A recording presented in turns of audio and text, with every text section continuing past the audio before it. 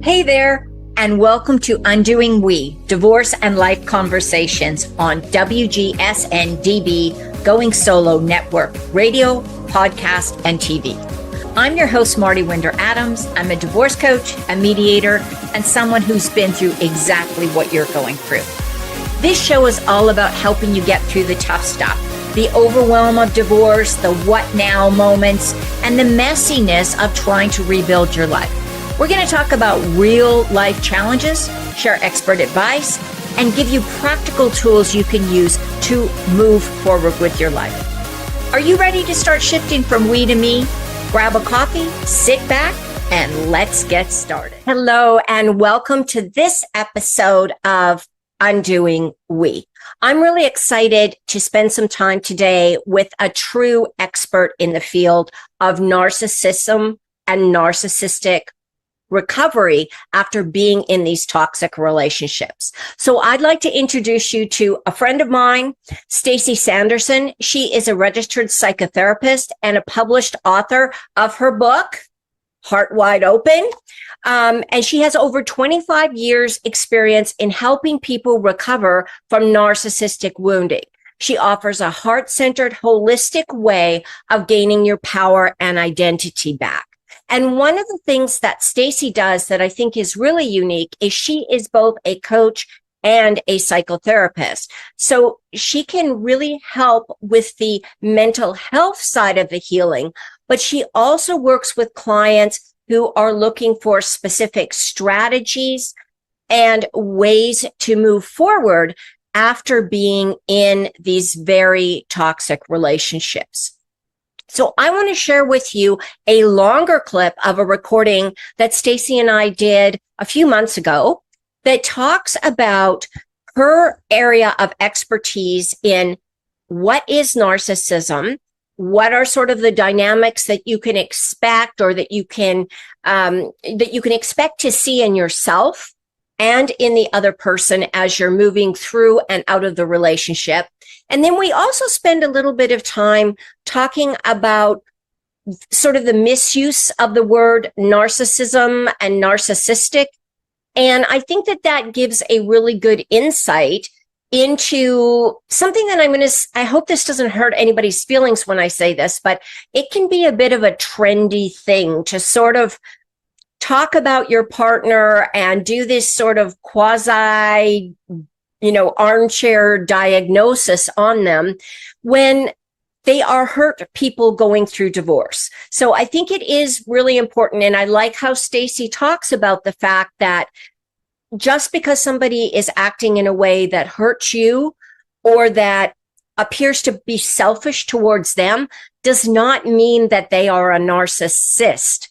And as a matter of fact, the more I read, the more I see that we're all sort of on this spectrum between codependent and narcissistic, and that doesn't mean that we're on either side of the spectrum, and it's a little bit fluid. Depending on the circumstances, depending on the individual, we may use behaviors that are more self-centered or more other person-centered. And that doesn't mean that we are unhealthy. It just means that that's the way that we're dealing with that specific situation. But I really like Stacey's message that there are specific behaviors of narcissism, and that even though we talk about these toxic personalities or toxic divorces often as divorcing a narcissist, there's this whole thing that's called the cluster B personality group that we're going to talk about. We'll talk about in another episode for sure. But, this borders on other things like psychopathy and borderline personality disorder. There's a lot of those kind of traits that fall into the same bucket or the same general characteristics as we see when we're going through these high conflict divorces with people who are labeled either officially or just by their partner as being narcissists. So let's jump right into this conversation, and then let's talk little bit more on the other side. Let's talk a little bit to get started. Narcissism is something, or narcissistic partners, we hear this a lot now with people going through divorce. There's some genuine concerns, and then there's some places where this is being blown up out of proportion, right? So let's talk a little bit from your area of expertise. What is a narcissist, and what is the kind of the defining characteristics that maybe set that person apart from somebody who's just difficult to deal with, or a jerk, or an ass, or whatever you want to call them? But what is the kind of, how do we determine what's just bad behavior and what's really a mental health disorder?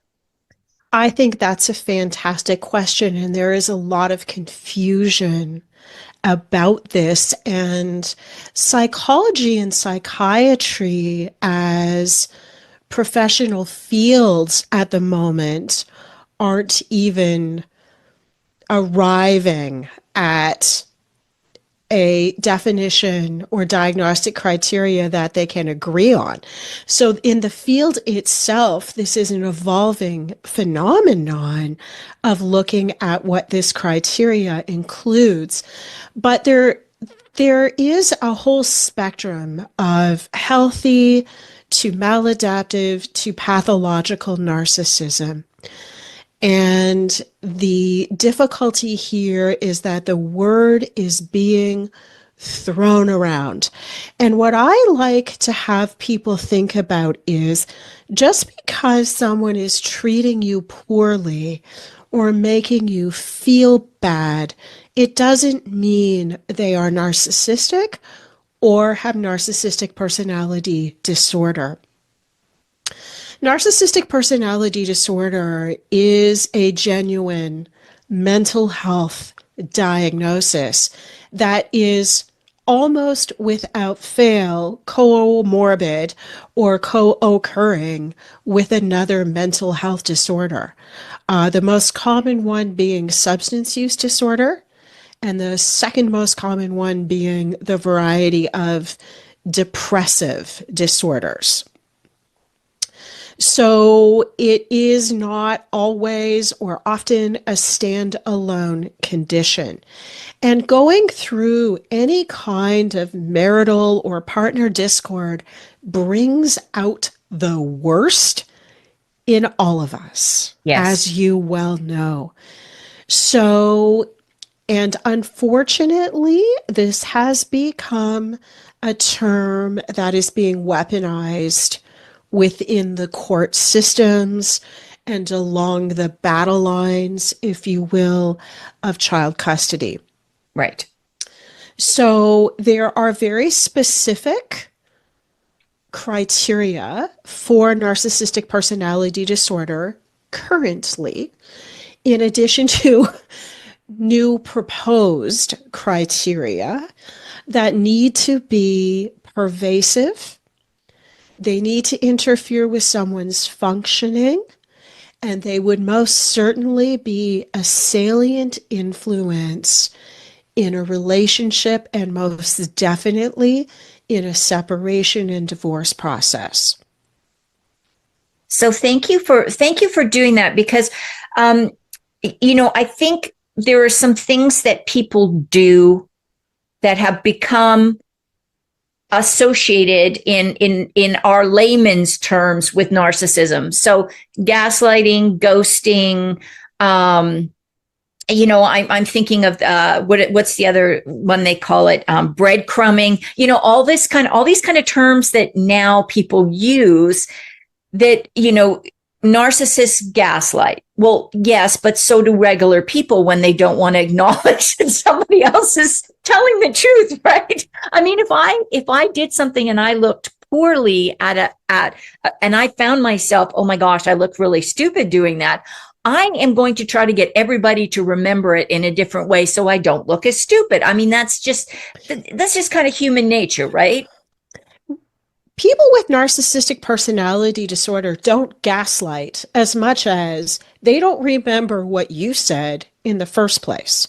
Right. So people who genuinely have NPD have a lot of impairment in terms of their ability to attend to and remember something that's not about them. And things go through this lens of their delusional perception. So I'm not saying they don't gaslight, but there's a deeper component of this where they genuinely don't remember what they said or what happened. Because it just wasn't, is that because it's just not relevant for them? Because, Absolutely. yeah, yeah. And everything goes through this filter of how it affects them, how it makes them look, what people are going to think of them, and that influences their perception of, well, not only reality, but what actually happened. And you can test this, right? I mean, you can test this with someone who's highly narcissistic because they have a real revisionist history around things, right? And they're also, one of my favorite words, they're very confabulatory, right? They make shit up. Yeah. Yeah. Right? So they have this ability to not even remotely recall what they've done. And they will very quickly go into this mode of, it wasn't me, I didn't say that, I didn't do that. The actual genuine term of gaslighting, which is to alter someone's perception of reality, in my opinion, is just giving them way too much credit. I mean, there are absolutely, that's a sociopathic thing that can happen, but that's a little different than like the garden variety narcissistic gaslighting that happens.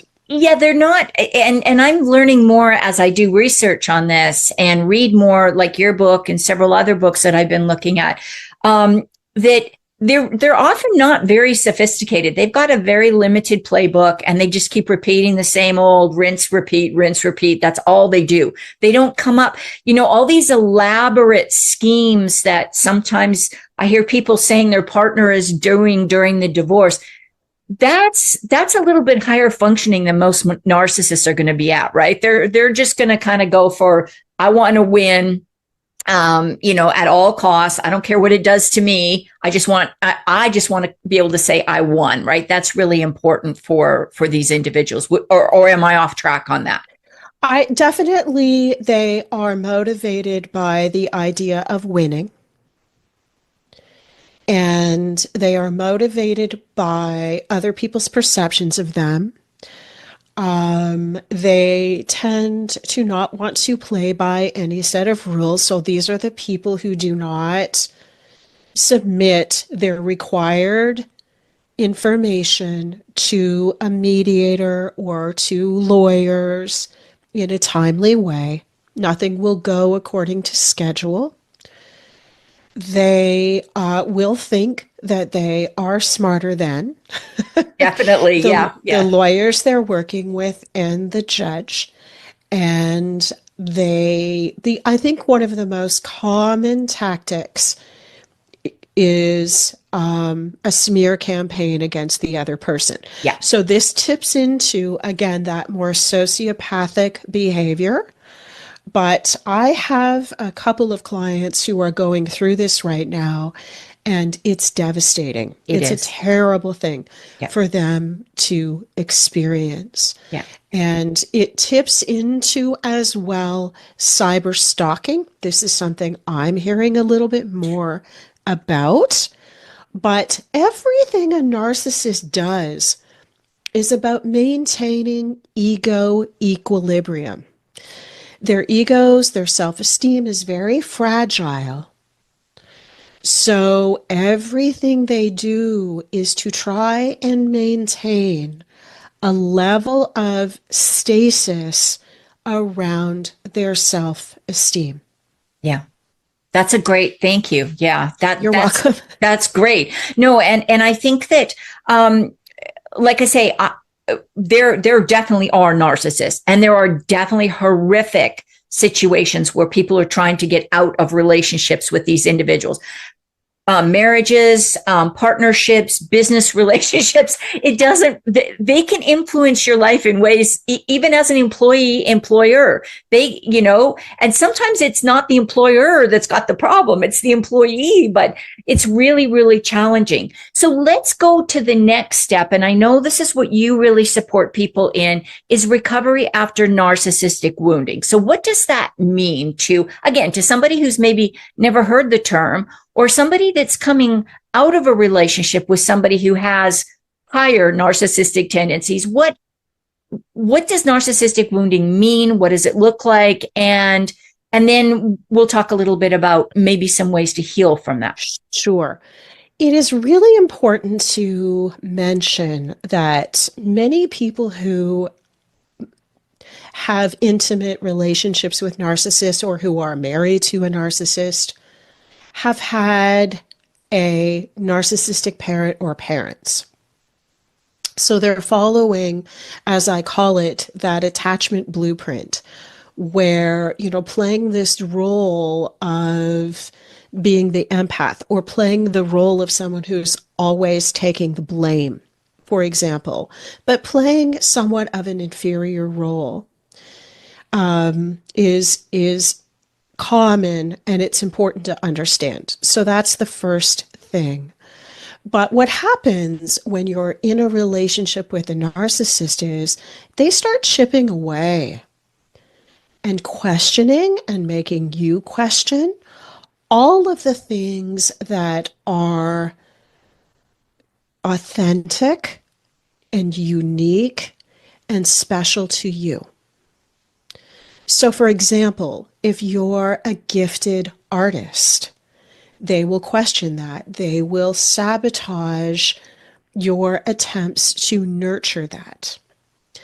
If you are an academic or an intellectual, they will challenge that. There are these subtle put downs, or I call this intermittent reinforcement, where, you will get rewarded for things they want you to do and punished for things they don't want you to do, and they don't want you to make them look bad.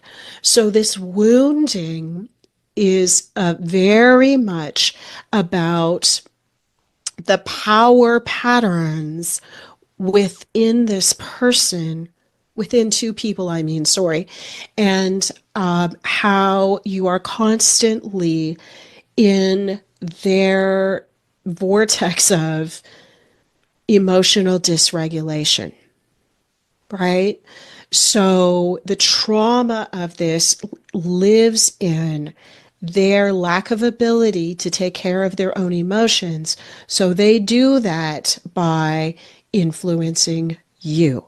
So this wounding takes the form of an attachment or a relational-based trauma, where you start to lose your sense of self, your grasp of reality, your sense of self-esteem. This is very easy to see, right? We've all had friends or family members where we've watched them become a shell of who they used to be. Yep. And I can sit down with a client and they need to be convinced that they're not the broken ones, right? And they will spend hours trying to take the full responsibility for what's going wrong in the relationship. Yeah. Right? And that is I think so not speaking as a coach now, but speaking as, say, a friend to somebody, this is the frustrating part, because the family doesn't, your friends, your family, they don't get it, because they're like, come on, snap out of it. Why can't you see the reality? And then that almost reinforces that, well, everybody else can see it, I can't, I must be defective. It's like it all becomes a vicious cycle. Yes. And often what hooks people in is they will stay invested in what they saw in that person in the beginning. So in the beginning of the relationship, a narcissist will mirror back to you who they think you want them to be. And they're mirroring your own traits back to you, right? And then as a trauma response, and this is often one we carry from childhood, we think if we just change, it will be okay. Or that someone will be able to come back to who they were in the beginning, Right. right? That if you, but it is this dance, if you will, of the non-narcissistic person believing that they'll get back to the way things were earlier on. And I've heard it explained by my clients. It's like the narcissist, or the narcissist sets a goal, and then as you get closer to the goal, they just keep moving it. It's like Lucy and Charlie Brown in the football, right? Everything just keeps getting moved down the field. And at the same time, the fact that you're never living up keeps being like just hammered into everything. Like, why can't you do, comments like, why can't you do something as simple as whatever it may be that they want done, when they never really tell you what that is? Or like I say, they keep moving things. Yeah. So that's all a projection. Narcissists have no idea themselves of what they really want or what's important to them or what they value. So it is this constantly moving target, as you've said, but that's where it's coming from. It's because of them, right? I read recently, in fact, last night, that narcissists are never really lonely. Well, they're in love with themselves. Yeah, right? I guess so. Do they need? They've always got their best friend with them, right? That's right. But what that made me think about is how hard people work to take care of them, but also this sort of perpetual dangling carrot thing that happens, right? Yeah. Where people are always working harder. And narcissists set up competition. They set up competitions between like their partner and someone they may be having an affair with, or with a partner and a child, or between the children. They create these triangles where people are competing for those crumbs of approval and love. And, it is a way that the narcissist, again, feeds that need for that ego equilibrium. But, a very common thing a narcissist will do in a marriage, if they're male, is compare their wives to their mothers. That's a very common thing. Or they'll compare their partner to a previous partner. So that's another aspect of this, but the capacity to feel like something is enough is not there. It's part of the impairment. Okay, so we talked about a lot of different issues in there. And one of the things I really like about Stacey's approach, as I said at the beginning of the introduction, is that she really takes a serious look, because she is a psychotherapist and she does work in this field and has for over a quarter of a century. She really has a clear perspective on, is a person truly a narcissist in that they have that narcissistic personality disorder, or are they showing narcissistic traits? And there is that old saying that, we use, a lot of people use it, hurt people hurt people. So if somebody is feeling hurt